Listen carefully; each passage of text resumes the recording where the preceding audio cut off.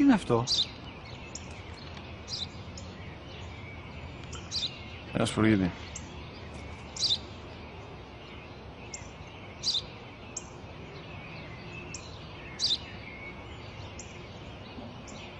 Τι είναι αυτό? Μόλις τώρα στο πατέρα, σπουργίτη είναι.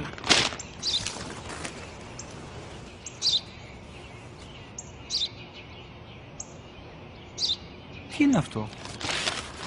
Ένα σπουργίτη είναι, πατέρα. Ένα σπουργίτη. Σπου-γι-τι!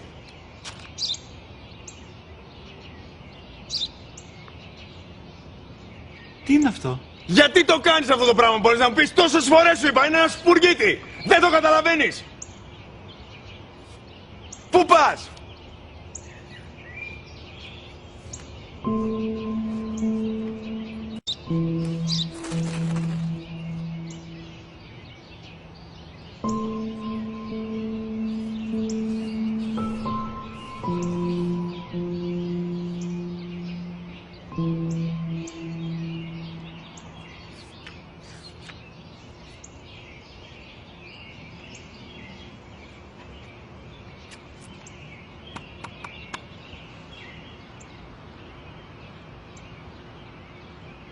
Δυνατά.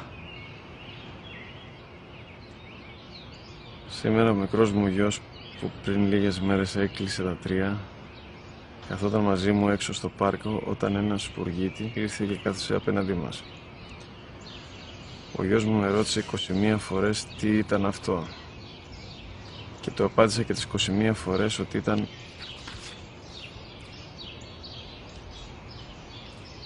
ένα σπουργίτη.